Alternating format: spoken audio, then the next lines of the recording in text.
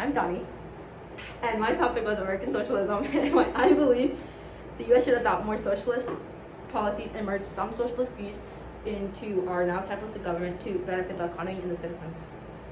I'm Michaela, and I believe that we shouldn't merge any socialist policies with our capitalist government, and we should stay full-on capitalistic. But one of my main points and arguments to why we should adopt socialistic policies is their view on quality healthcare. They believe in access to quality healthcare for all, because currently with the government we have now, many people cannot afford healthcare, resulting in them not getting the medical attention they need and deserve. It was according to a study conducted by the United States Census Bureau 2021. In 2020, 8.6% of people, or 28.0 million, did not have health insurance at any point during the year.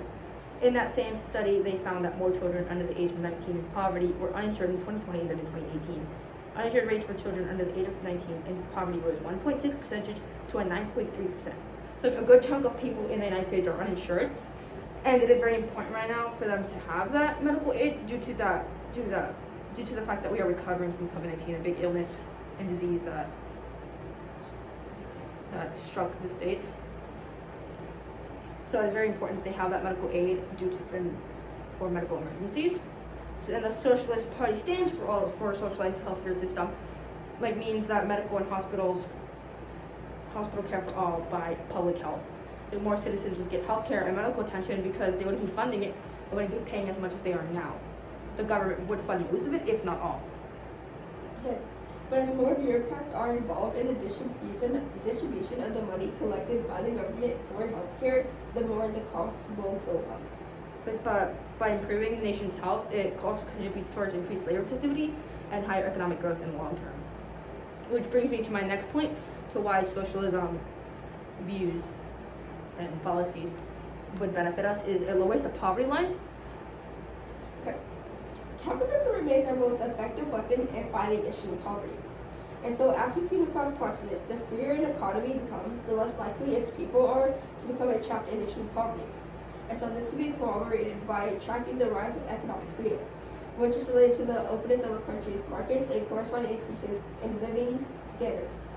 And so it's basically saying that the less controlled an economy becomes, the less likely people are to become trapped in extreme poverty. And that can be supported by the tracking of the economic freedom, by the tracking the rise of economic freedom, which is connected to the openness of a country's markets and similar increases in living standards, like bills.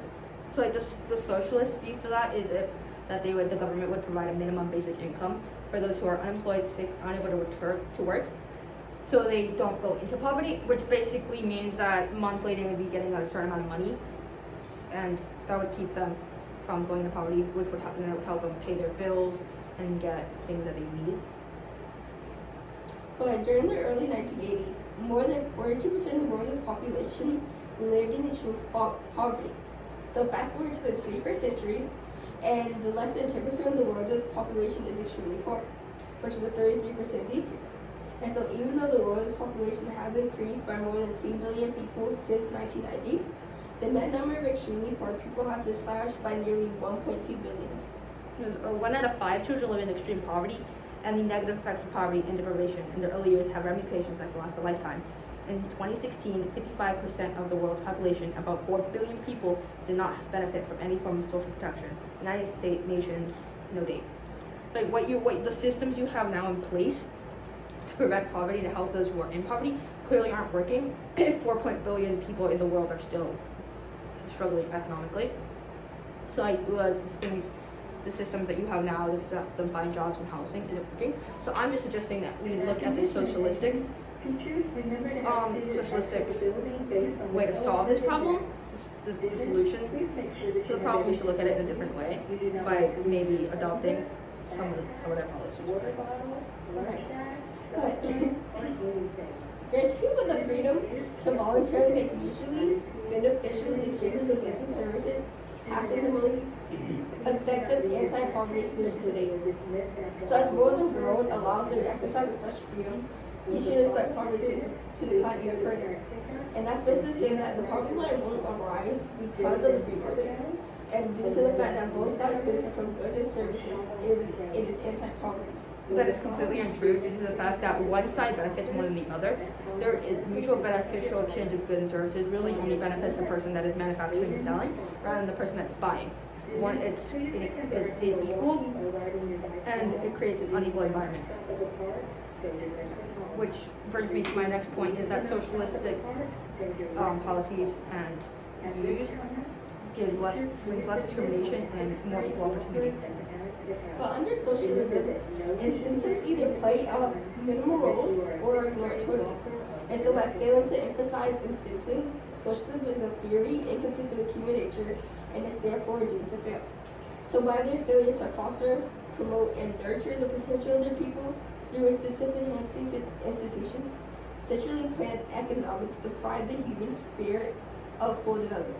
And so socialism fails because it kills and destroys the human spirit. Well, I believe that if everyone has a fair stake in society, it can help create a more harmonious society actually, because workers are committed to the success of the firm where they work instead of beneficial for them. Because everyone has the opportunity to grow without there being disadvantages or discrimination due to skin color, gender, sexuality. Like capitalism believes in nurturing that competition, that competitive state of people. They believe that it's crucial to encourage innovation and economic growth if there's competitiveness, which when in reality it just creates more inequality amongst people. And then the socialistic view of this is they believe in redistributing resources from the rich to the poor. They should ensure everyone has both equal opportunities and in some forms equal outcomes. Capitalism encourages freedom of choice, a choice how to conduct business, how to make and how to spend their money. And people use this opportunity and choice as a way to discriminate against others and oppress them.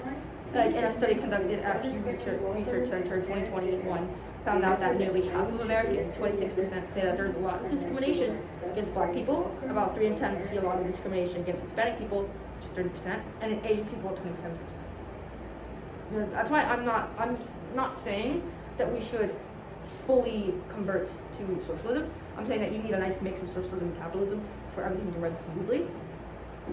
So I believe that even including some of the socialist policies that many people are actually in favor of, I know some people are doing projects on raising the minimum wage, abortion rights. These are all socialistic policies that many are in favor of. So I'm not saying that we should fully convert and change the way the government is, but incorporating some of these views that are heavily in favor by the citizens into our now capitalistic government.